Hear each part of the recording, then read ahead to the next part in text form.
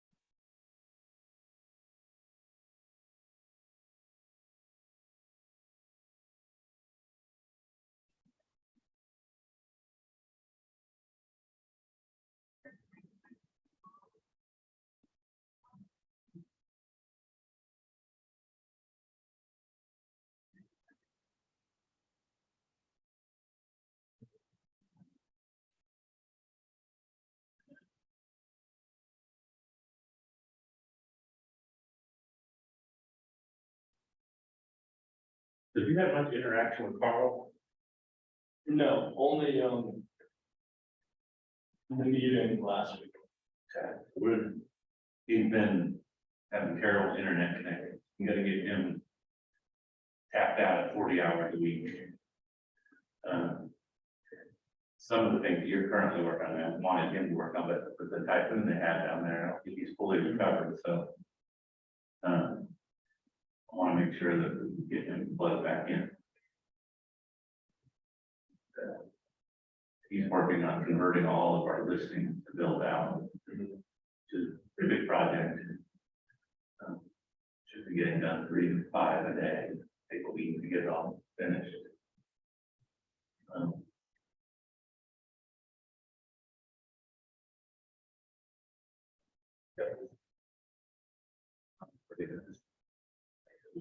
All those plans. I'll be reviewing the agreement, human agreement we have. That's I think we're pretty well set, ready to go for that.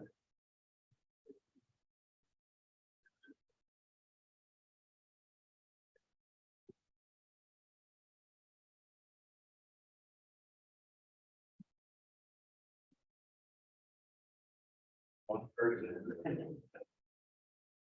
Hello, Christine. Good morning. How are you? Word on the class didn't get out very well. That was my fault. So hopefully we get a few more people before we jump in. But otherwise, it'll just be you and Coleman here. Oh, no. I enjoy talking about this subject, and hopefully we can find some useful tidbits that can apply to your business. What, you do all residential? Are you talking to me, Christine? Yes, I am. Yes, and I'm fairly new. I've been an agent almost 2 years, but have never worked with investors. I'm 100% sure you have investors in your database, and just may not know that they are investors. Yes. Most, especially right where we live around here, there are most of your clients in this area within a 20 to 30 mile radius? I'm sorry. Are most of them around here? Yes. Yeah, so a lot of people here are looking for extra opportunities to invest their money. So I wouldn't be surprised if you have some investors in your database, and then with the right tools, hopefully you can engage them and pick up a few more deals every year. Well, that would be wonderful. Gonna give it another minute. Are you at home today, or are you here in the office by chance?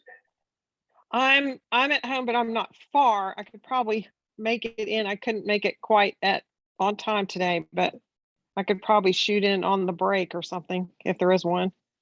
Well, if we have a small group, which is, that's you, me, we'll just do it over this way, and then we'll just roll with it. We'll be able to move a lot faster though, because there'll be fewer questions. So, hey, how are you? How are you? Good. You're no longer alone, Christine. Okay. And I think my friend Jessica Collins may be joining, I hope. So Excellent. I'm Mark, by the way. Jaime Quintero, nice to meet you. What is it? Jaime Quintero. Nice to meet you. I think, are you an agent? Yeah, I'm out of the Roswell office. Okay, I have seen you. I have seen your picture. We may be friends on Facebook too. Okay. I don't get on Facebook as much as for work. I don't get on very often at all. Oh, really? Like your face looks so familiar though. Just memorable face. I don't know. Well, excellent. Well, we're just gonna give it 1 or 2 more minutes, then we'll dive in that way. We don't have to repeat, but looking forward to working with y'all today.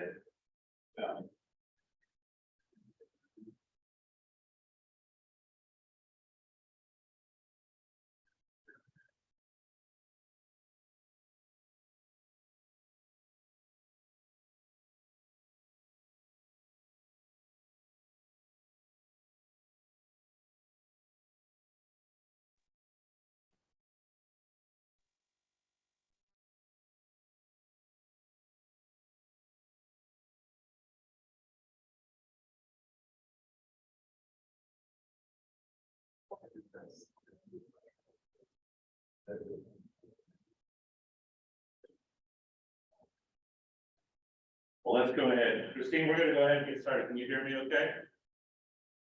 yes, great. Good. Did you hit that door back there? Both of these doors, we'll just dive right in. Well, I'm glad that you're here, and I'm glad you're here as well. The goal today would be to give you some ideas on how to attract investors to your database, and how to help them then help them identify the property, underwrite the property, get it approved by the bank, ultimately increasing your likelihood of closing that deal. And through this, we're gonna cut it to about an hour. I think we'll be able to move pretty quickly with a small group. Yeah. But, you know, feel free to ask any questions. I'll kind of tell my story as we go along. And by way of background, I am a commercial agent out of the Roswell office. So it's another DLG office. And I have been with them for about 7 years, exclusively doing commercial real estate. I don't sell houses. I have some. Oh, you don't? No, I had some rental houses that I owned, and I referred them out to residential agents. I consider it to be 2 separate animals in terms of how we look at properties and whatnot. And so prior to that, I was a business corporate guy working. I ran a sales team for 14 years and was traveling all around the world, and it just got to a point where it wasn't conducive for my home life to be gone 3 weeks out of the month.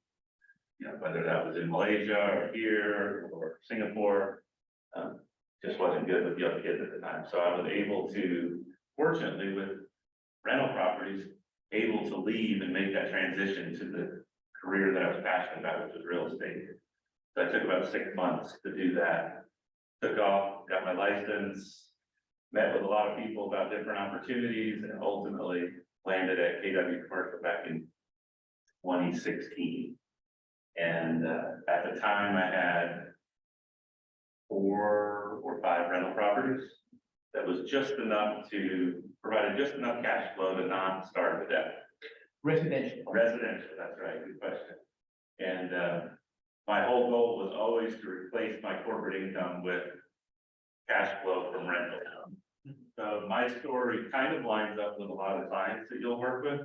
There are a lot of people around here that have really good paying jobs that hate them.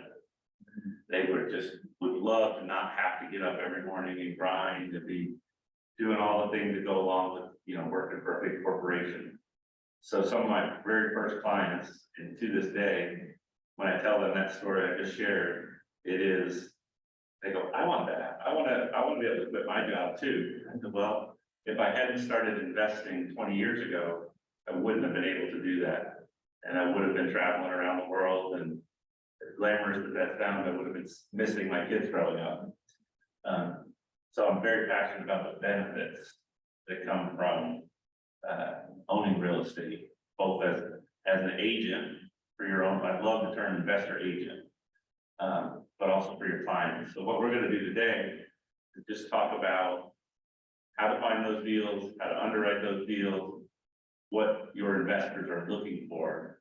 And then if you can get, 2 or 3 extra deals a year that are investors, the beauty of an investor client compared to a residential client, They will continue. next year, they're gonna wanna buy another house and another one and another one. And they have a very similar trajectory. Almost all, there's nothing, 100% complete, starts out buying single family homes. 1, 2, 3, 4. They say, what, I'd like a small apartment complex. 10 units, 8 units, whatever that may be. And they get their feet wet with that. And then they say, what? Get the hang of this, and they accelerate the speed at which they invest and the size of the deals. So you could take, and somebody who's just buying a rental house now, fast forward 3 or 4 years, they singularly or with a group may be buying, a 30-unit apartment complex that could be $2 million, $3 million at this point.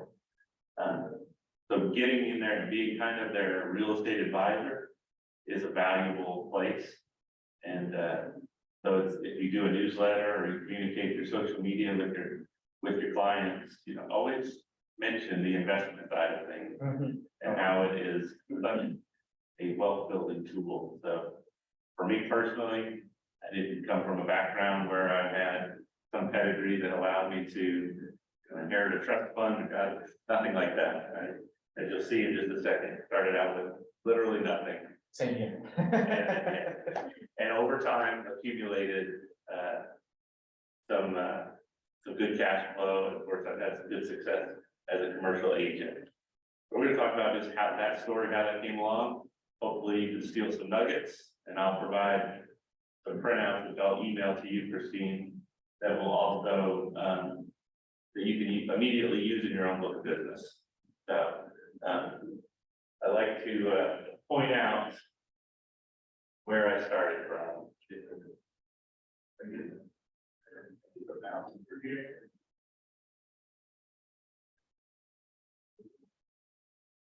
There we go. Christine, I don't know if you can see that, but I found this in an old desk at my house not long ago, and it just outlines who I owed money to when I graduated college. And so my entire wealth or negative wealth was outlined here in addition to student loans.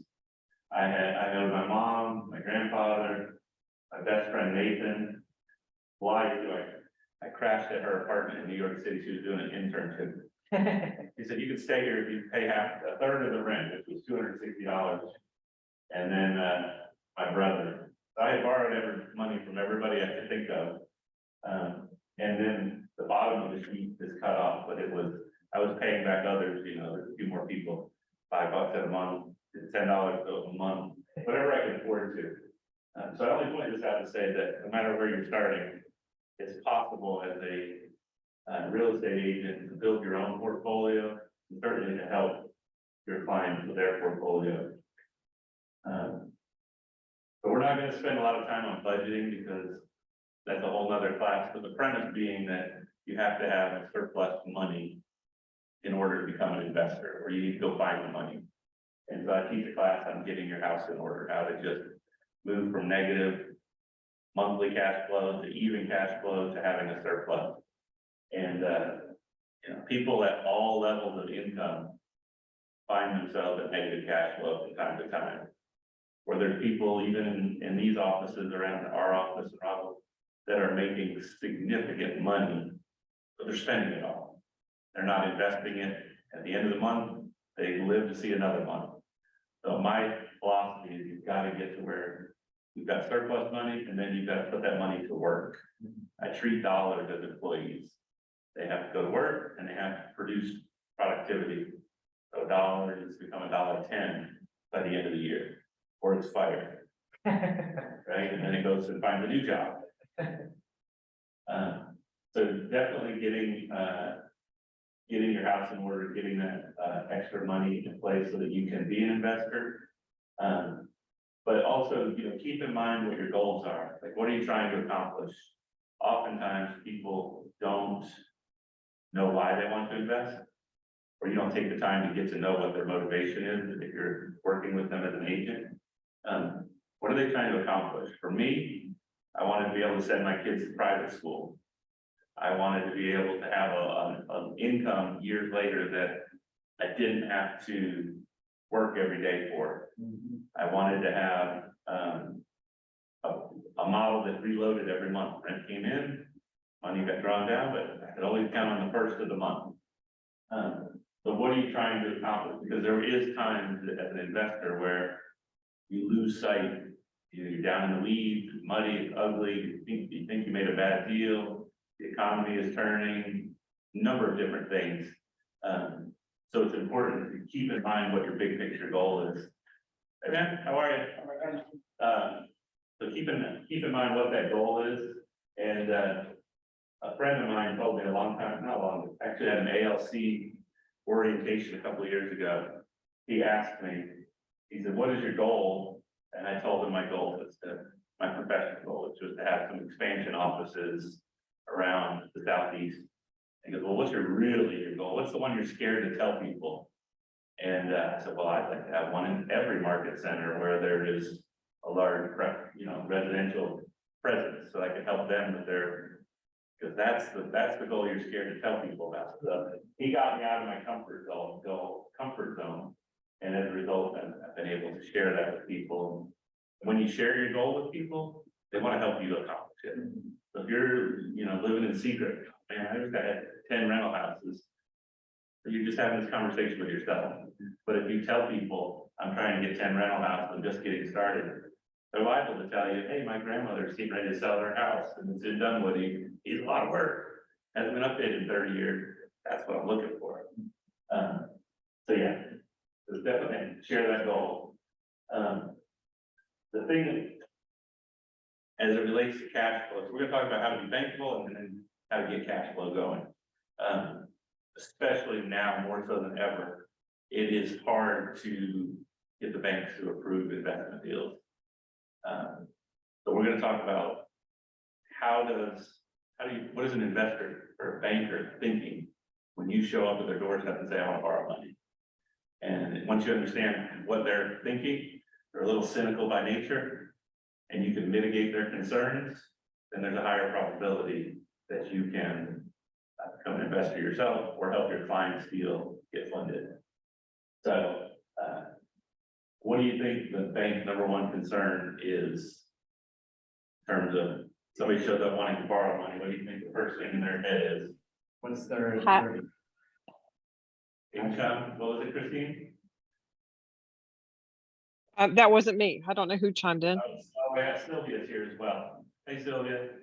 Hey, how are you? I think the bank is thinking, is the collateral worth it? Is the collateral worth? Definitely one of the concerns. Anything else? How are you gonna pay me back? How Am I much am I gonna- gonna make in my money? So as it turns out, a banker told me this, and I've always kept it in my head. It's not just, is there enough collateral to support the debt? It's they want to get paid back 3 ways. Can you tell me 3 ways that you can pay me back? The first one is always, does the rent from this property support the debt? And they've got a whole formula that we'll talk about that measures that as a go, no go type of thing.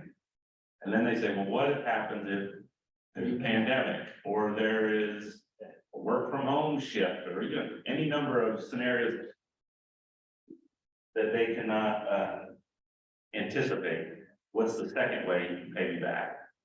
And then God forbid that goes sideways, what's the third way? So if you can successfully answer to a bank, what are the 3 ways I'm gonna get paid back? They're likely to give you the money because you're very low risk. The first one is property. Property's gonna perform itself, have enough income to support the debt service. The second one is I've got money, additional money set aside in the savings account. I have a co-borrower. I have a 401k that if God forbid I had to tap it early, I could. And then what's the third way? I have a life insurance policy or something like that that will, if something were to happen to me, I got hit by a bus.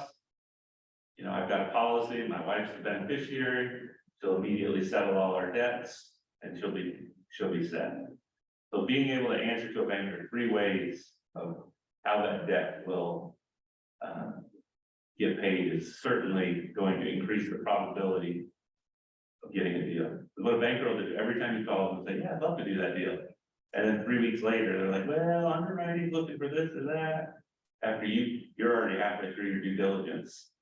And so you want to know up front, like, I've given you everything you need for success to underwrite this deal, turn it into the credit department or the bean counter behind them, right? They're just a sales guy or a gal. And say, I've given you everything you need and I gave it to you on day 1. So I need to know right away if this deal is gonna fly. Because unlike residential, we don't always have, we may have a pre-approval, but we don't know what property we're gonna buy. And the same for rental houses, right? You wouldn't know if you say, hey, your client says, I want a rental property in Peachtree Corners. You don't know which one it's gonna be. Where when we do pre-approvals on residential, it's often like address 1 ABC Main Street. So we just want to get that kind of pre-approval-ish done by becoming very bankable. So to do that, I would encourage you, if you want to be an investor or your clients, they need to have a few things at their fingertips. So another banker had told me one of the ways that he screens out investors quickly or small business owners is to ask a couple of questions on the very first call. Can you send me your PFS? And can you send me your 2 years of tax returns? He said, it's the first question out of their head is, what's a PFS? Likely not going to happen. And it was a bit of a trick question. PFS is a personal financial statement, which I'm going to give you guys each copy of. Every bank has essentially the same form with their letterhead on it. And you may have seen these before, you may not have. But as somebody who wants to be an investor, I think it's a useful exercise, and I'm going to send it to you electronically as well, to fill it out. On one side of the page, you have all your assets, the other side, you have your liabilities. You have other columns to add different assets and whatnot, your car, your personal furniture. Essentially just says, what are you worth? And that tells the bank, I can handle this debt that I'm asking for, or this is so far beyond anything I've ever done, they're going to be a little nervous. So personal financial statement, a good exercise that I like to do, and I've done for years, is to fill it out every year or update it. Once it's in an Excel file, it takes 5 or 10 minutes to update it. You add properties or pay properties off. But it's a nice exercise to see your wealth compounding over time. So that is a nice. This is something that you prepare yourself. You don't hire a company or the bank does it for you. No, almost every borrower is going to be, they say I want to borrow money. 5 minutes later, they're going to get that document, say I need this filled out before we can go any further. Oh, So I use that same one. It's from Cadence Bank, but I borrowed money from lots of different banks. I always send them that same one. So here's my PFS, here's my last 2 years of tax returns. And I can get that to them within 2 minutes of that conversation. Let me share you the link. I have a Dropbox folder that has all of my taxes from 2004 up to this minute. And it has my personal financial statement as well. When they ask that question, no problem, I got you. Here you go, please look it over, let me know if you have any questions. So that makes the banker excited that they're working with a credible investor. Right. And so whether it's you or your clients helping them get in that position, will certainly increase the attention that the banker will pay to your deal. So that leads me to this. I'm gonna pull this up real quick. Sylvia and Christine, I forgot to do this well. This is what an example of a personal financial statement looks like. This is just an example of how I organize my taxes.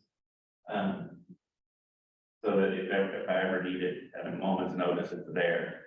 And once you set up a folder, or whether it's Google Docs or whatever you use, it's there forever. And if my computer ever got wiped, at least I know it's stored out in the cloud and I'm good to go. But this process of filling out a financial statement, it probably takes the first time, half hour, it's clunky, you're kind of wondering, am I doing this right? And then, but once you have it filled out once, you have a starting point. Like, okay, when I first did, I was negative net worth. I owed more money on the houses than the equity. My own personal house I lived in, a couple of rentals. When did you buy your first house? Your first rental property? Good question. I bought, probably was close to 30, 45, 46. So it's been 16 years. 16 years. Started out with a house near in Smyrna, not far from where the Braves Stadium is today. And it was a total shit show. The house was from the 1950s and had been run down. Like right before the market crash.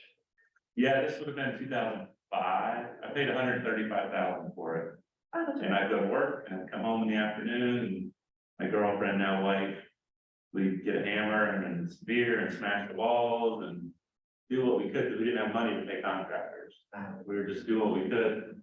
And it took us probably 3 or 4 months to turn that house around. And then we started collecting, gosh, back then it was probably $1,000 a month in rent. Mortgage was probably $750. I don't know what it worked out to. We were making a couple $100 a month. And I said, that seems like a lot of work for $200 a month. But you have to think long-term, like, okay, this every month, the tenant is paying down my mortgage. It's going up in value. I'm getting tax deductions, which is a whole nother financial benefit from being an investor. That is important to understand and learn a little bit about. There's really 3 ways of wealth building built into that. My tangible benefit was $200 a month, which I usually ended up spending at Home Depot because something old I didn't fix finally broke when it started getting used again. So it is a very slow machine to get built, but it will accelerate quickly. So fast forward, we got that one, and the neighbor next door said, hey, I'm moving out of state, you wanna buy my house? And we bought that one, and the neighbor behind it, we bought that one. And we were using lines of credit, really stretching ourselves. More than I would today, like the margin was thin. Did you feel like the banks will listen to you more after buying capital properties, or they were like, and you have a lot of debt? They'll do both. So when we first were starting, we started buying bigger properties, the banks didn't like our business model. Because our model is always the same. Buy something that's older, run down, in a good area, fix it up and hold it forever. Because it's in a good area that's just now starting to pop, it's only gonna get better and better over time. And so a lot of times the property didn't perform at first, because it's like, oh, you need to put 40,000 in this property. And they wanted to make sure that they were gonna get covered, so that's where I had to use lines of credit, leveraging my own personal property, which can be scary. And was scary when 2008, 9, 10 started happening. But yes, now that we're a little bit more seasoned, we've got experience, the banks understand our model. I can show them a portfolio of different properties, like this is what we did, this is what it cash flows today. they can see our model. And, so that certainly helps it becoming more bankable. And, all of our lending is done with regional lenders like Regions Bank and Ameris, the Chase, the Wells Fargo, Bank of America, really won't talk to us. They'll talk to a home buyer, and they'll talk to somebody building the Brave Stadium, but there's that whole middle section that they kind of ignore, which is where most of the economy lives, right? Yeah. Any questions so far? I appreciate you. Sylvia, Christina, any questions? I'm good. Okay, excellent. Feel free to jump in anytime you want, by the way. Thank you. So we're gonna look at how to underwrite a deal.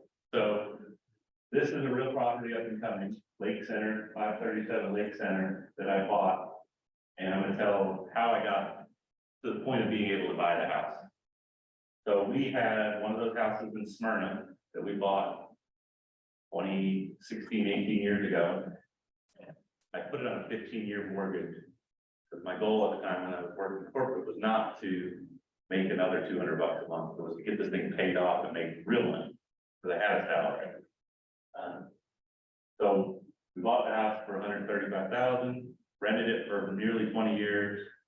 Then the Brave Stadium was there, and all of a sudden everything popped in value. So now the house is worth renovated. Mind you, it was renovated 16, 17 years ago. And it had 17 tenants in it during that time. It was probably around $400,000. So we had bought that house with $10,000 or $15,000 down payment, rented it for 20 years. Fast forward to last year, we did a complete redo, made it DLC nice or whatever, modernized it, and sold it for about $425,000. If I had made $425,000 as a agent, I would have had to pay Uncle Sam his taxes, or at a corporate job. But what I did was using a tax strategy, 1031 exchange, I deferred the taxes into the next property. So I was able to take all $400,000 from that property, because it's mostly paid off, and purchase a retail strip mall up and coming. And keep in mind that started with the total money in the deal was $15,000 from 20 years ago. Oh, 20 years ago. It became $400,000 over 20 years because of appreciation, debt reduction, and a little bit of cash flow from the renters. So I bought this property for $1.2 million. I put down $400,000. And it was half empty, the right side was empty.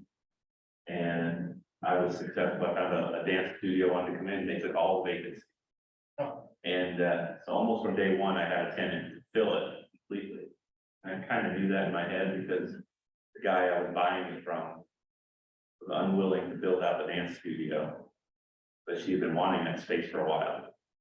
And I was willing to, I went to buying it from the bank. I told the bank, I said, I think I have a tenant that wants all the space, that's been in business for 30 years. Like, yeah, you can do the money for that. Sounds great. It took about 6 months to build out, and then it was full. So my $400 of cash flow I was getting from the house in Smyrna converted to $400,000 of equity that I put down in this, turned this property into producing about $7,000 a month, month in, month out. So once I got a taste of that medicine, like, all right, I got to do this again. And I'm a little out of order in telling the story, but we moved out of residential properties. We unlocked the equity that was trapped in all those houses because we weren't getting the cash flow. And we started buying commercial or small apartment complexes. I sold 2 houses out in Powder Springs for $125,000 each. So I had $250,000. I bought a 12-unit apartment complex in Huntsville that was a roach motel. I cleaned it up, got it nice, clean, safe for the tenants to live there. I bought it from a slumlord and got the roaches and the rats out of there and just redid everything and sold it 18 months later and made, I think I made $400,000 on it, which then had to be reinvested into something else. So we bought a couple of these little shopping center plazas. We bought some office parks.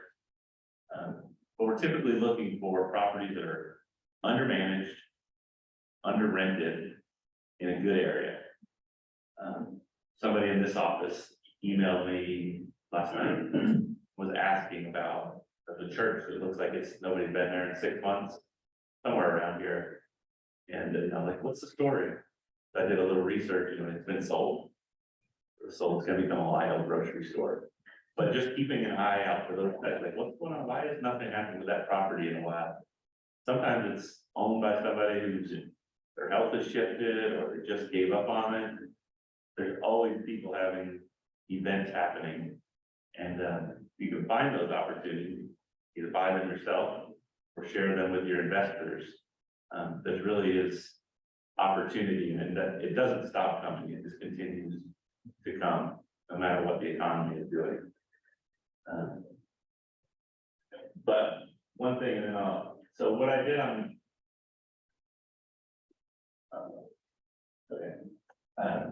this spreadsheet will work on a regular house, and I'm gonna email you all a copy of it. Essentially, when I reach out to the bank, I tell them, I send this spreadsheet all filled out. So if you were working with an investor, I would send them the spreadsheet all filled out, like, I found a house, I think you should invest in it. Here's the numbers, here is the expenses, looks like it's very bankable. I've got a banker. So we'll just walk through it real quick about what's on there. The number of units, if you're looking at a house, it's just one. Vacancy, typically a rental house is gonna turn, if you're lucky, it won't turn over every year, but a rule of thumb is about 10%. So even though you've got 12 months of the year, somebody's moving out, take a couple weeks, figure 10% of your income is gonna go away. So that'll extract the price from the total income. And then you've got expenses, whether you're using a property manager, repairs and maintenance, taxes, insurance, utilities if you're paying them, landscaping if you're paying them, pest control if you're, spraying the house for bugs. All of that comes out. Typically, it works out somewhere between 30 and 40% of your total rent ends up being paid out in bills before you pay your mortgage. And then as it comes down, the spreadsheet populates and tells you how much net operating income you have, and then you can extract the debt, which is further down on the spreadsheet. But the way I use it is I fill it in year one. So this real world example is 50% empty. I then quickly got it full, but I still had to calculate a 5% vacancy for who knows what, somebody doesn't pay their rent this month. And what I was doing in this scenario is like, you notice some of my bills shift. I still pay taxes and insurance, but I started charging the tenant. In commercial world, you can charge the tenant for taxes, insurance, essentially pass those bills through. So again, How does the account? yes, Okay. yeah. Again, getting expenses off my bill side and putting on somebody else, that's gonna really help. And then every year the rent goes up, so I've calculated a 3% growth and a reduction in expenses. And then my debt is down off the screen here, but it tells you, I So- bought, Excuse me, when you're offering the property for rent, you said rent is X plus CAM. plus gain, always, yeah, commercial, we always add that, pay 2 line items on your rent bill, your release, like this property. And there's some variances, too, but as a rule of thumb, got rent plus a shared rate, a prorated amount of the expenses to maintain the quality of property. But yeah, so I bought it because it was half empty, I got a good deal on it. I filled it up, I moved all the rent tenants to what the market should be, because the landlord had kind of given up on the project. And so that made it more attractive. But essentially I bought it for 1.2 using that original $15,000 investment. I'm making about $7,000 a month on it. And if I were to sell it, I could probably do it now, but down the road, I always calculate the 5-year rate of return. It's worth about 2.5 million. So my original $15,000 investment would now have a value, it would be worth it. That would be 1.5 million when you take out the debt 5 years from now. You can see how it's growing, and it started from a single house. So a lot of people will hold on to a property forever. I do the same as well. Once it's achieving my goal, this property has a goal. Its job is to produce $7,000 a month for eternity or more. That's good. That helps my lifestyle. It helps the original goal, which is to keep my kids in private school. It's good. Then it's like, how can I do it again? But occasionally you look up a few years and you realize I can do better. I've got all this equity. I need to redeploy the money. So I'm not scared to sell something now where I used to hold on to it forever. Had I kept that house, I'd probably be making $1,000 a month. The rents went up over there, but not selling. Definitely not selling. So we've done the same play. We had 10 houses. And we've now done exchanges, get rid of all of them, but the goal was always cash flow, cash flow. First it was, how do I get an extra $1,000 a month? How do I get $3,000 a month? How do I get 5? How do I get 10? Now it's 20, 25. The goal is to just get cash flow coming in so that I can focus on my priorities. First family, then things that I care about, whether that's charities or donating to different causes, whatever that may be, helping my other family members outside my immediate family. There is no shame in building a big portfolio because having that income gives you the ability to serve more people. And that was a mind shift that I had going way back. I was like, I could just get to $10,000 a month and quit my job and go live, sell t-shirts at the beach if I wanted to. Once I did that, I got to 10,000. I've got bigger dreams now. I don't want to sell t-shirts. I want, and it's constantly shifting. It's okay to grow into bigger dreams. So when working with clients in your database, if you can help them find a house for them, say, hey, I got a house out in Beaufort or where Sugar Hill, and it's been in this family for 30 years. Here's what it needs. Here's the rent you can expect. Here's the expenses. Here's the cost. Here's the income. And you send that with a piece of paper. And they go, yeah, let's write a contract on that. That is a much stronger presentation to an investor than just saying, you should look at this house and then make him figure it all out. Because if you do this enough, you'll realize that some of the properties you were going that you thought were a good deal really weren't. Like, oh, this doesn't make sense. The math doesn't work. And then you send a bad deal to your client to make him figure it out for her. But I have used the same spreadsheet for 15 years. It works for me. It works for a bank. When I request that money, I send the 2 years tax return. I send my personal financial statement, and I send a 5-year projection of how that property is going to perform. That gives them confidence, like this guy knows what you're talking about. Now, they may poke holes in my number and say, you don't know what you're talking about. But on day one, they think I know what I'm talking about. Generally, I do. To give you guys this. Did I give you one thing? I didn't get this right.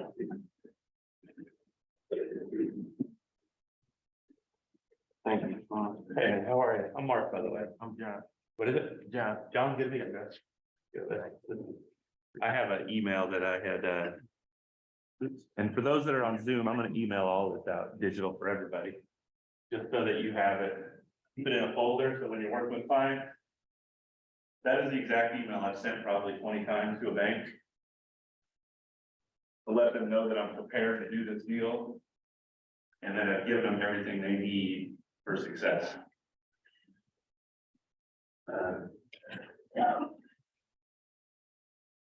Does that give you?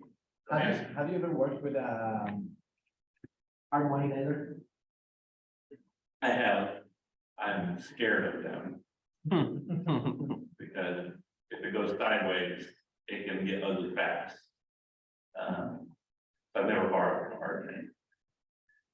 I've actually loaned money to a hard money lender, just for a rate of return.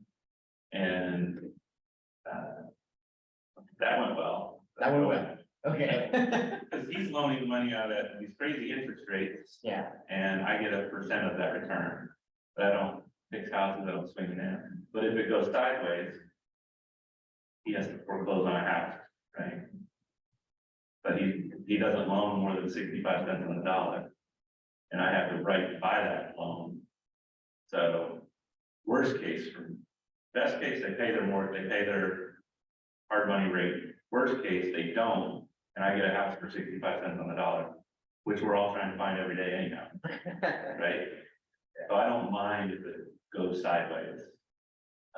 Being on that side of the Being transaction. in real estate and having done renovations and stuff, it's not ideal, but I can take the house, finish it, clean it up, rent it or sell it, do whatever, and make a good return on my investment. I'm always cautious on the hard money side. What's the background of the borrower? Why can't they get money at 6, 8, 10% rather than 15, 20%? And then of course, if I plugged in the interest rate on this deal, which is down here, it's gonna change the performance of that property. So most of those hard money guys are looking just to get in and get out of a house. They're not looking long-term. But yeah, so back to what we were talking about, when I send a letter, this email, a personal financial, my 2-year tax return and projection, that looks good in the bank, and I'll send it to 2 or 3 lenders, and we'll pick the best one. But being able to do that on behalf of your clients and say, hey, here's what you need to do, A, B, C, D. Send it to Johnny, send it to Skip, and send it to Betty over here. And let's see who gives us the best rate. Now you're really adding a lot of value beyond just finding a property. I didn't ask you, does anybody have investment property yet? Has anybody started down that path with their playground? You have houses or? Multifamily, just duplexes and stuff like that. Nothing commercial. We want to go into commercial. Yeah. Awesome. Are they around here? Upstate New York, Rochester. Okay. Yeah. Oh, yeah, I got, single families. Yeah. Duplex. Yeah. The duplexes are great. Anything under 4 units, you guys probably know this. You can get a traditional single family mortgage, 4 units and under. It's just considered a house. But a good quadplex or duplex, pretty much pay, the tenants will pay for everything, so you're living essentially for free. Yeah, it's the same thing. Is that the one that you have to like live in one of the units or You're something? supposed to, but you know, The reality, there's like, no banking police out there saying, show me that you're getting your gas bill at this unit. oh, okay. So I would say 99% of investors start out that way. With a duplex, yeah, I plan to move in one side, rent out the other, and they immediately rent out both sides. And, the lender doesn't care as long as their bills are getting paid. Okay, yeah. Get paid.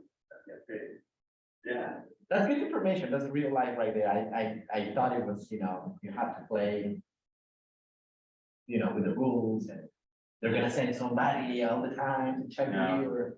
I can promise you that, and this is not legal advice or anything, but if you're paying your bill, you're the last person the banker's thinking about. Because the only people they're thinking about is who's not paying their bill today and who's not about to pay it next month. Like, especially right now, all this in this, you're not supposed to be able to do a wraparound mortgage or an assumable mortgage. But I don't think the bank really cares if that check rolls in every month on time. They don't really care who's writing that check, but in your terms and conditions, it says you can't sell this loan to somebody else or allow somebody else to participate in the payment of it. But I was watching a YouTube guy who does a lot of those. He's like, never once, he's done hundreds, as the bank came back to me and said, this is gonna trigger a due on sale clause, like you need to pay it in full right now. Never once. But you would think you'd be scared of it on the front end, like, oh, we're not allowed to do that because page 72 of the contract. But that's how a lot of people got started with their wealth building, is assuming the debt or doing some type of wraparound deed. Especially now, like, housing is so hard to come by, people, every existing construction that's 4 years or older probably has a debt service of 3.5% or less. I have one that's in the tubes. Never selling that house. It'll really be difficult for me to sell it, even though there's equity trapped in it. And maybe I'd like to, move somewhere else when the kids get older. That might be the only motivation that gets me out of there, because if I go buy a nicer house and I have to put debt on it, that's 7%. I already got 2 locked in, 2.25. Through my GI bill. I gotta do anything with that. Would you get some equity out? From I that? did previously, I pulled equity out to buy more investment property. Now that I'm in a good spot, I won't touch that. So because going back to 2010 and just full transparency, I nearly blew it all up.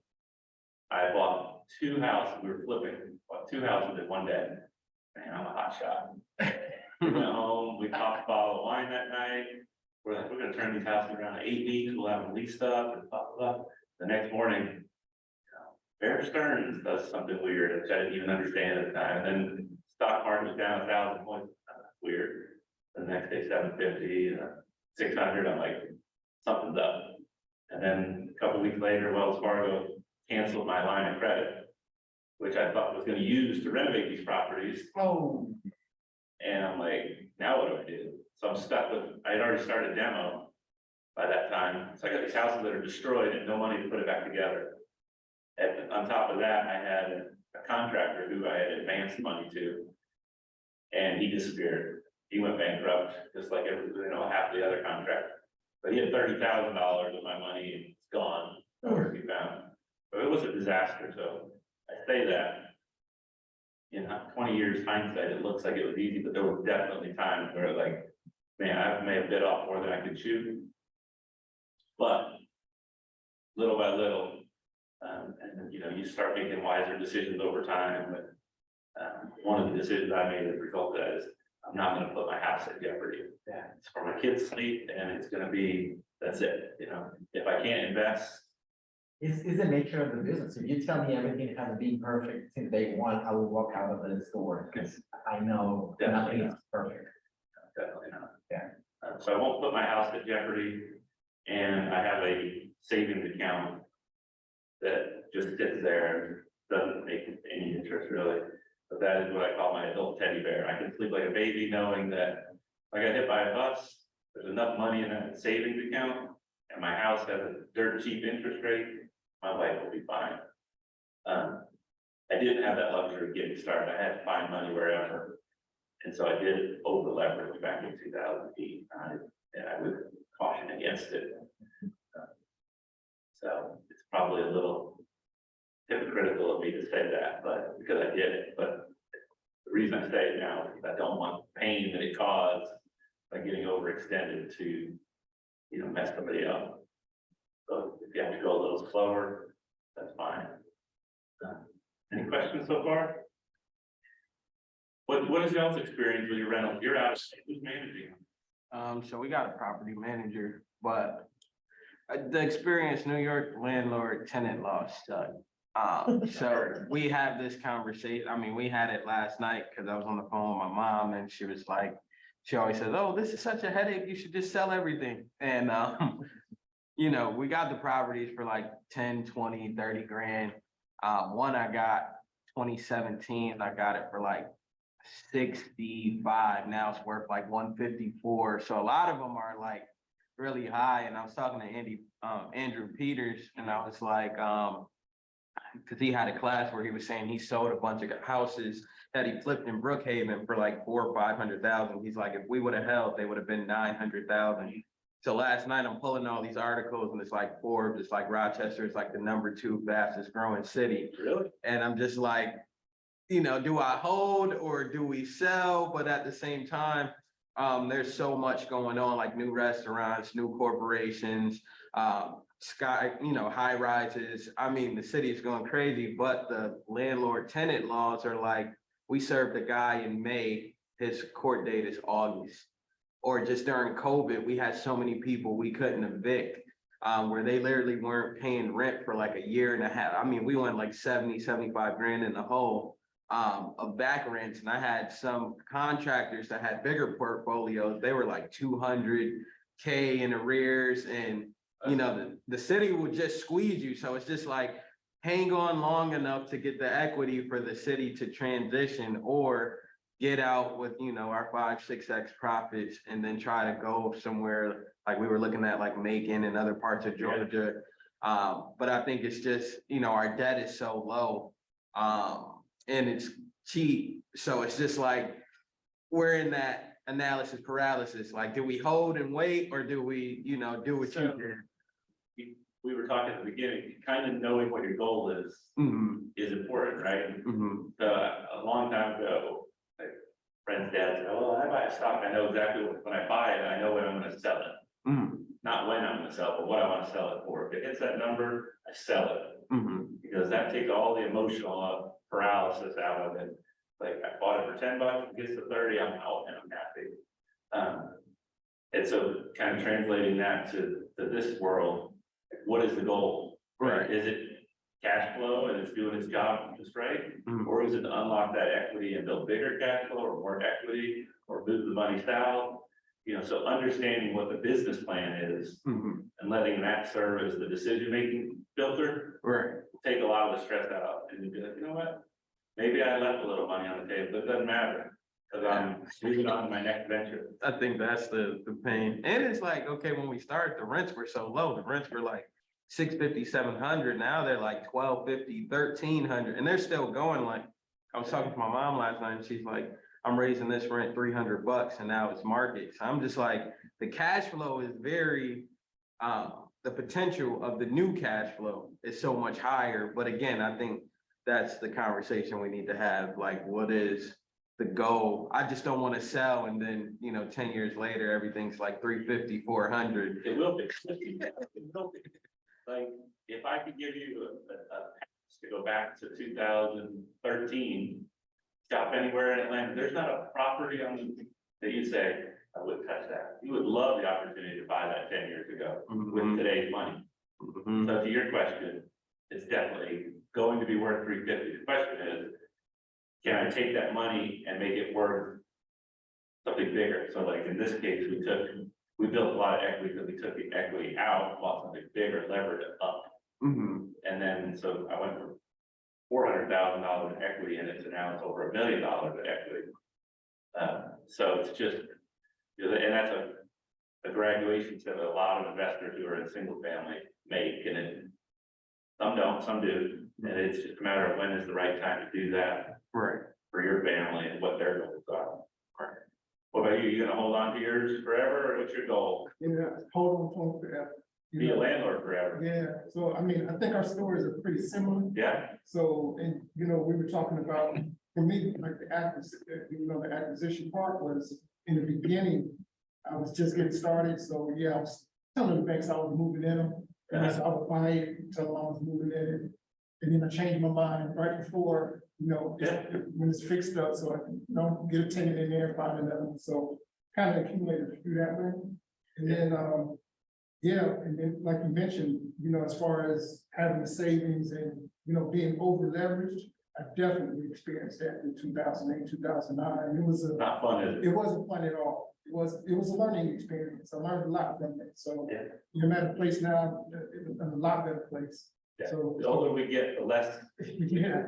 time we have to rebuild and the less we sleep at night if we're stressed out. So it's like, this just ain't worth the headache. Right. So, But yeah, well, that's good. So you learned on School of Hard Knocks. exactly. And there's a lot of young investors right now that weren't investing in 2008, 9, and could see, you know, remember the pain or have felt the pain. Right. So it's always important. That's partly why we're in a housing crunch today. Yeah. If you think about it, is that all the home builders were overbuilding in 2008 and 9. They got wiped out. I mean, they got destroyed. Some of them hung on, but now they only build just enough to satisfy what this month's demand is. So they've underbuilt for 10 years. Now we have a shortage, you know. Atlanta builder guy on the Atlanta Board of Realtors told me that they should be building 45,000 homes a year in Metro Atlanta to keep up with the growth. When homes got, you know, aging out and new people moving in, those are the two variables that affect inventory. They built 15,000. So the problem gets worse by 30,000 homes every year. And the only choice is charge more, right? And so they're getting their money on their houses. They're getting the same money on one house that they would have had to build 2 houses to get, you know, because they jacked the prices up. I'm no economist, but that is When you said that they should be building 5,000 per year. 45,000. 45,000 homes per year. In Atlanta. you know, and they built 15. Oh, okay. So that tells me two things. It tells me there's not gonna be a crash like there was in 2010.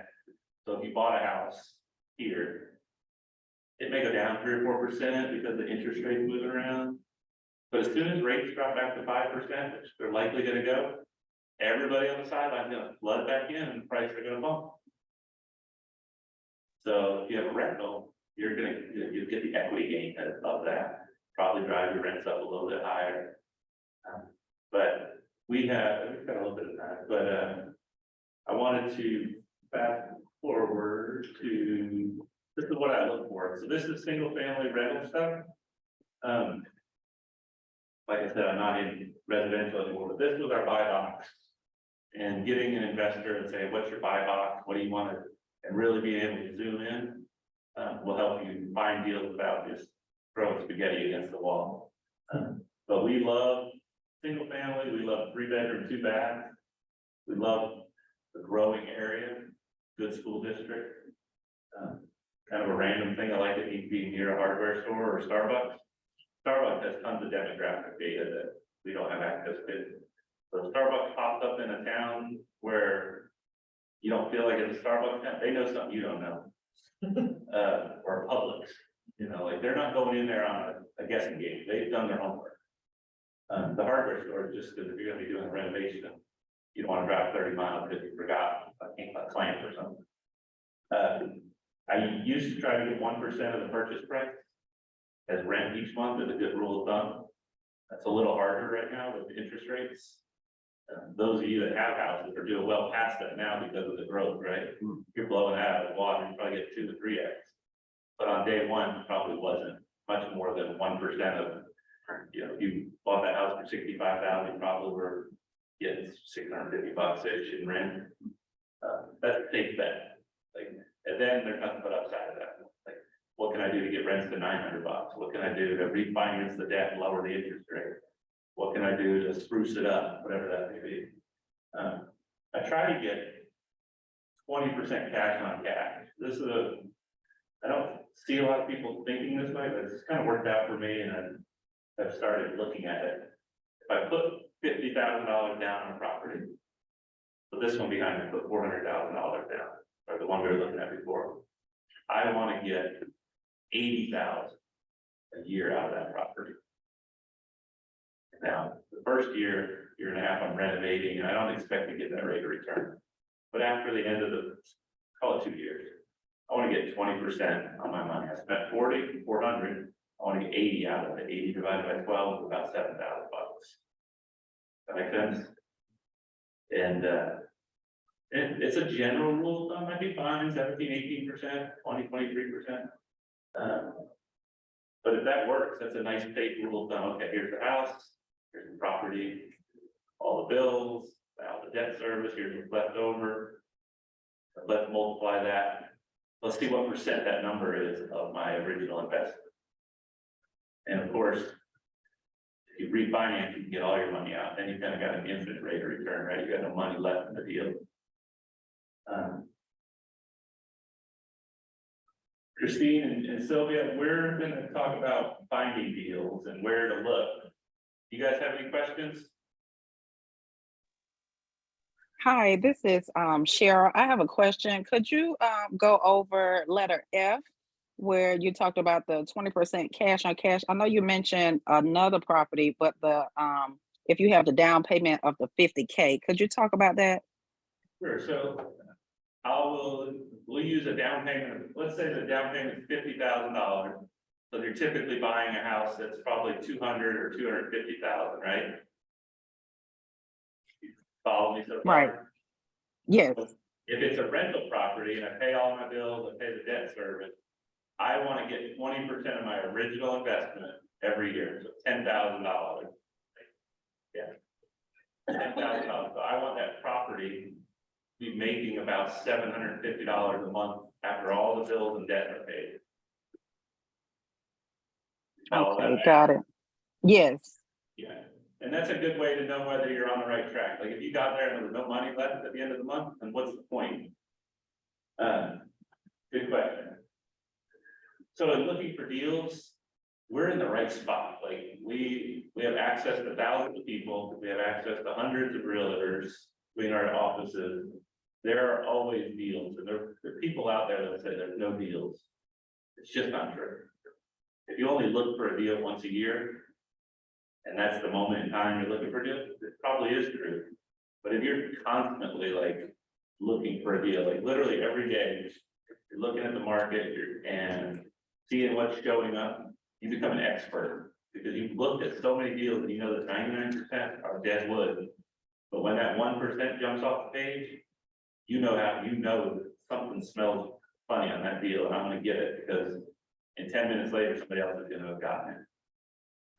So in order to find deals constantly, you need to be looking at deals constantly, even if you're not in a position to buy. Studying the market, you're becoming an expert. If somebody put a house, a 3-bedroom, 2-bath house in Peachtree Corners on a half-acre lot for 179, I'll take it. you take it. But if you don't have the tools to recognize that that's under market, or be able to quickly evaluate, what takes to repair it, somebody else will got it, right?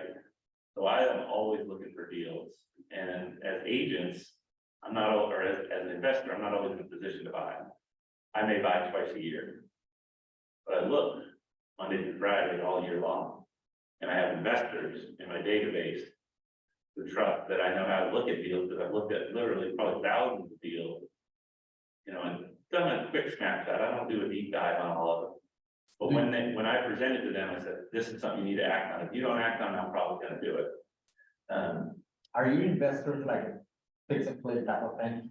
I don't do a ton of fix and flip. I don't work with any single family investors. Only because it is very difficult to find a house. Oh, that's right. And I'm not competing with the residential agent. If I have an investor that calls me, I'll turn that over to an agent and say, hey, you need to work with somebody who specializes in single family. Even though I know the space, especially over the last year, you had to kiss a lot of pigs to try and find a good deal. And then one client could just completely derail your whole book of business. So I try to give them the tools needed, teach them how to be constantly looking and say, when you find the right deal, let me know and I'll write it up for you in 5 minutes. But on the commercial, I'm looking for deals and saying, hey, this is a deal that I should buy, or one of my clients should buy, or we should try to make a wholesale deal. So for those of you who are talking about making that pivot into commercial, I have been in spots where I didn't have the money to buy a deal that I wanted. So I've given it to other investors and put my commission back into the deal, take an equity piece. So I bought a retail strip mall out in Athens and a bunch of little storefronts. And the didn't have the full down payment, that would have been like $250,000, didn't have it. So I told the investor, I said, look, why don't I manage the property? I know how to do this. And I'll put in $50,000 of my own money, so I got skin in the game, and we'll be partners. He said, all right. Well, the commission on that deal was $33,000. So and I'd already capped, and so I just poured that money, essentially poured it right back into the deal, came up with another $17,000. Now I've got this project out in Athens that's producing good cash flow, and I got a total of 17 grand in it. And I have a property manager that oversees it. It's going pretty well. So I didn't have to have the money, but I saw a deal I wanted in on, found a way to make it work. But in a perfect world, as agents, we would have 2 or 3 investors that we're sending well-qualified deals to every month. On this KW Wealth, each office has 2 or 3 people assigned to the KW Wealth Committee. And I went to one of their workshops, Brett Tanner, I'm sure you've gotten emails from that guy. Pretty robust bit of emailing, but he's teaching all these classes on how to go from 5 million to 50 million in net worth. And one of the things in his class is like, the last thing you want to do as a real estate agent is list the property. Like, you first want to buy it, control it, flip it, do something. There's so many things that have a higher return than 3%. that, you know, worst case scenario, I'll list it, and I really never thought like that, but I'm like, that makes a lot of sense, you know? If I find a deal that's like out of this park, I don't want to tell my investor. I want to tell my investor, like, well, let's do this together, or I'm gonna do this if you don't do this. So it's just a mindset shift, but it really does make sense. So yeah, deals are always out there. I like the suburbs. I call it the Villas. I love Lawrenceville. I love Douglasville, Snellville. I love Jacksonville, Florida. I love Greenville, South Carolina, all the villas. I love them. They're the outer suburbs, you know, surrounding a big city. It's hard to find a deal right here. Buddy of mine is buying houses in Calvin, Georgia. Nobody probably knows where Calvin, Georgia is. I'll tell you, you do know when I said this. Right off the Buc-ee's exit going up to Chattanooga. So if you've ever been up there and you see the Buc-ee's, go out 5 miles. He bought a house for $170,000. He had over 100 applicants. But I found a house out there. People inquired, not applicants, but he's like, and I said, buy another one. We already got a list of tenants out there. And that house would probably be worth $250 in no time, because it's 40 minutes down to Kennesaw and 40 minutes up to Chattanooga. And it's only shrinking, right? Especially with remote workers. Somebody who lived here in Atlanta, I can't afford 300,000, but I can't afford 170. Just moved out of Calvin and then say, you know what? It If just I, happened to me 2-3 months ago. if I have to drive into the city 1 day a week, I'll suck it up and do it. If I have to do it 5 days a week, that's a different story. That has totally put these outer markets on fire. I always encourage you to tell everybody your goal, whatever it is. And if you ever see anything that can help me accomplish this goal, I'm trying to get to $10,000 a month in cash flow on my investments. I'm currently at 5,200, so I got a long ways to go. But if you know anybody looking to sell a house or has been talking to you, like they need to get rid of something, let me know. Maybe I can work out a deal. I get most of my deals from old timers that are just tired. You know, and a lot of times they manage them themselves, which is an added benefit for me as a new buyer because they're too close to the tenant. Which means that the tenant is talking into not raising rent probably 3 or 4 times. So it's under rented. They do their own management and maintenance, so it could be under maintained. So some lipstick and some just quick, you know, deferred maintenance with a handyman for 2 weeks and turn that place looking really good, raise the rent. And all of a sudden I've taken my investment way up. So undermanaged and under rented in growing areas. Those are my 3 criteria. So I'm anywhere up towards Athens, up towards Chattanooga. I used to say not down towards Macon, but I think lately I have seen a lot more investors talking about Macon in the commercial realm. A lot of big logistics companies that have announced 75.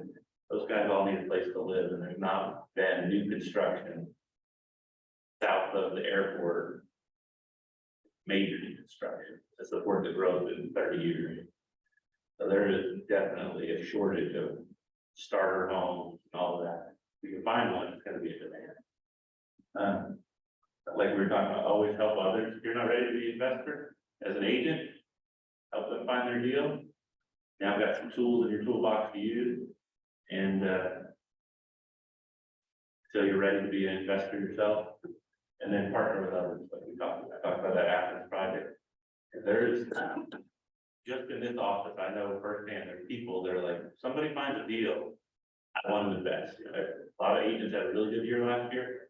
They're sitting on money, and don't know what to do with it.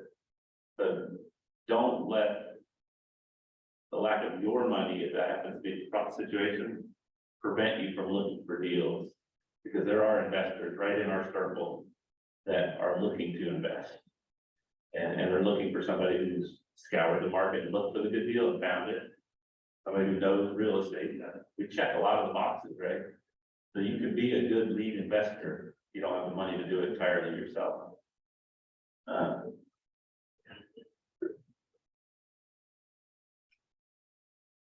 There we are. We made it all the way through.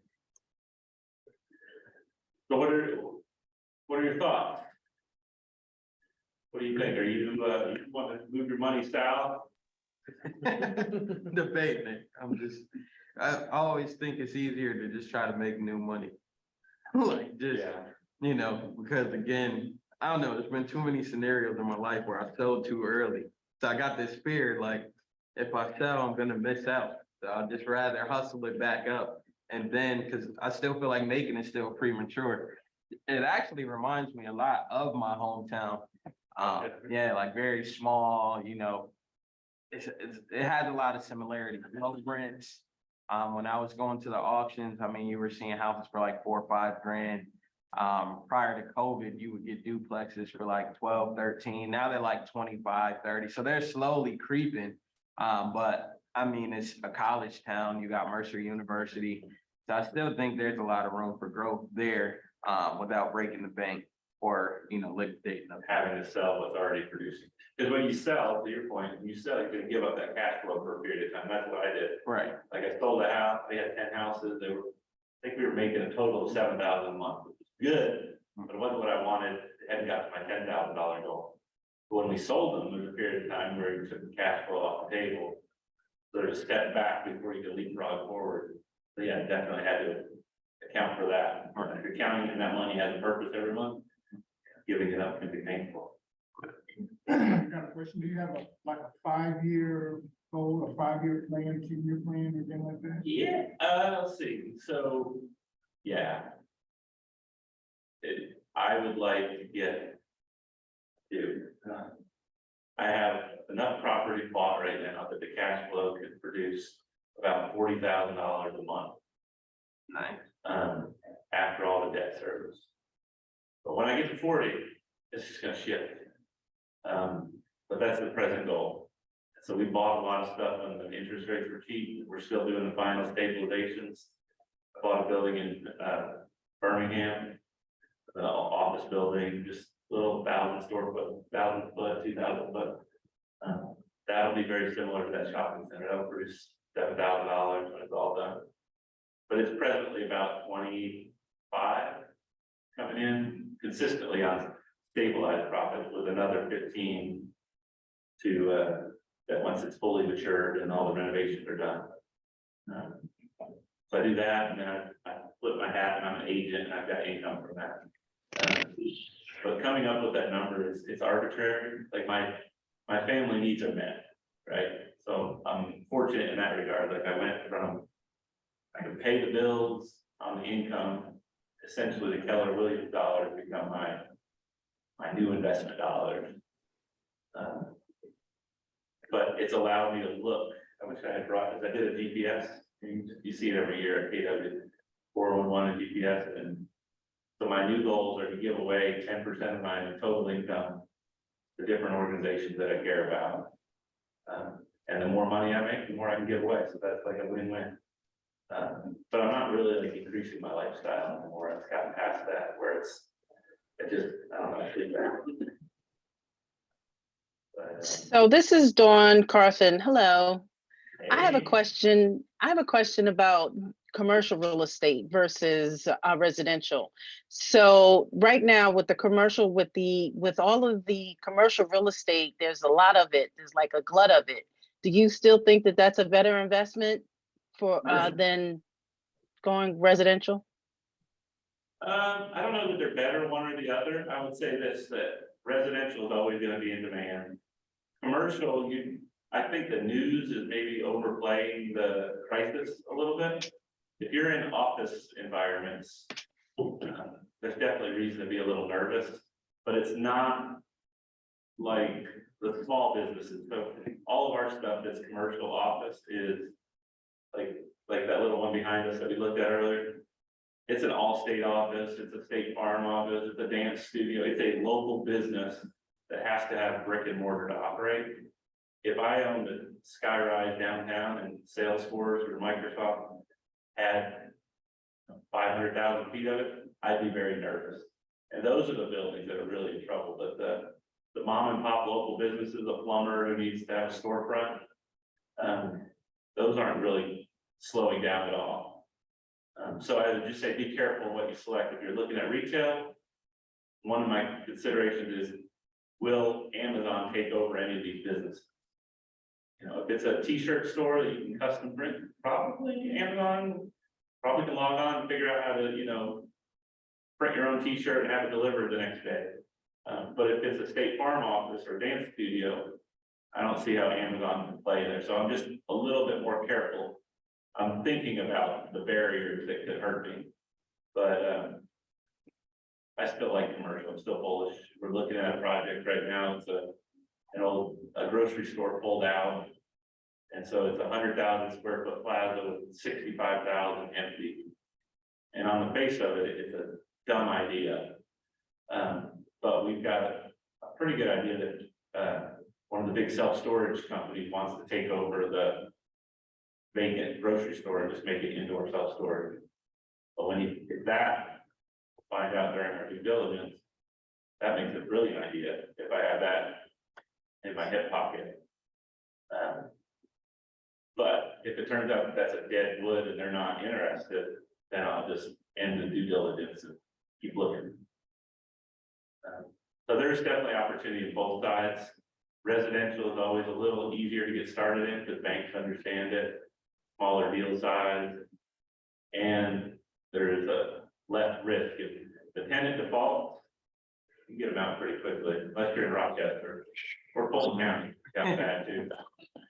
Can I ask your opinion on smaller commercial, like a single location, such as a house zone commercial that, you know, a business like a coffee shop or insurance agent could occupy versus a strip mall? What are your thoughts and comfort level on buying something smaller? Two thoughts. One, I personally want to spread my risk out amongst multi-tenants. Because you either go from 100% to 0%. But as long as the math makes sense, like if you were to have bought any of those houses that were single tenant commercial along Main Street in Alpharetta over the last 10 years, you've made a fortune. But it is, you know, you're putting all your eggs in one basket, and it's not as easy as a house to find a tenant that it is for a coffee shop or a chiropractor or a few specialty people that want to be in a house. But I also, the second point of that is make sure the finances make sense. Make sure you're getting your 1% of your purchase price every month or 20% cash on cash, what you put into the property. Okay, thank you. Sure. And I see another form there. Is something that we're getting or? no, I'm gonna email all of this to you. This was just kind of my notes, and this is the rules I use for I call it my golden nuggets. All right. Thank you. You guys shared it. Yeah, man. So we went over most of this. This is, you know. So we put our emails online. You'll be, I guess somebody will be sending us the information that you have or these slides to us as well, right? Get all of the email addresses, and I'll send all these documents out, including the spreadsheet to underwrite this spreadsheet. If you just for full transparency, I said to explain it. If you see how there's some cells in blue, those are the cells that you have to populate yourself. Fill those in. You're talking about like the middle of the page? See how these are in blue right here? Yeah. And this note over here. So this is what I tell the bank what I'm gonna do with this particular property. And then I have to manually calculate my expenses. But once you fill in these blue cells, everything else auto-populates. You don't have to like reinvent the wheel. So you're really just putting in your expenses, your expected rent, and what you're gonna do. And it works on a house, it works on an apartment complex, whatever. So I will email a copy of that. Thank you. And so for those that came in a few minutes after we got started, if we were to finish here, I would love, a goal would be for you to be thinking like an investor or adding investors to your database, getting a couple extra deals quarter. We're talking, some of them are making a pivot to commercial, right? And if you need questions on commercial, somebody calls you and says, hey, I'm interested in selling this house in Beaufort. I'd like to buy something in Macon. You want to be able to lean on somebody, and there's some folks here like Andy Peters in this office can help navigate that a little bit. I can help. So don't be scared if a client starts to make that pivot, figure out how you can lean into it and ride that wave. Any other questions? Thank you so much. This was really good information. I appreciate it. Thank you so much. What a great class. Well, tell Mike that you enjoyed it and the girls up front so we can come back and do it. I like to get into a market center 2 or 3 times a year and it's mostly around this type of content, but we could do another one where we're bring your property. Let's look at it real time. Like, you know, somebody asked me if I should buy this. Well, let's underwrite it and essentially how to fill this out with a high degree of confidence. I'd love to do that. And then we have a budgeting class that we do as well. It's like, I work with a lot of young agents that are just getting started. And like I worked with one recently who was struggling.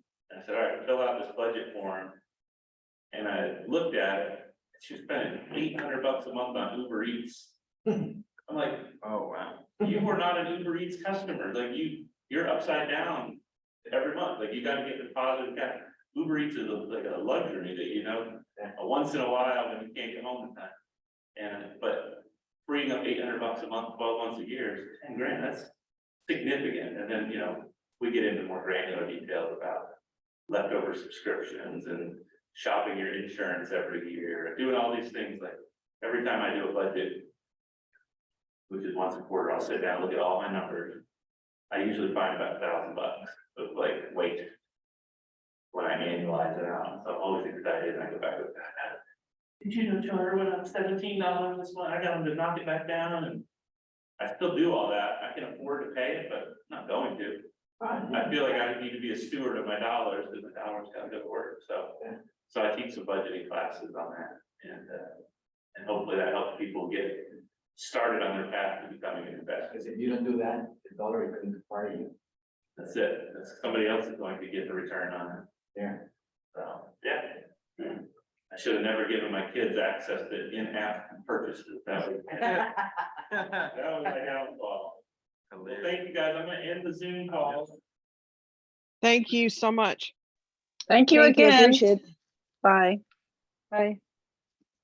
Okay, all right, yeah, okay. No, I was gonna say, I'll just see how you look next week. I was gonna say, let's grab lunch, cause I was thinking about something, but now, in the mom, and, yeah, I'll shoot you a text. Yeah. 'Cause I'm thinking, I'm like, at this point, man, we gotta do something.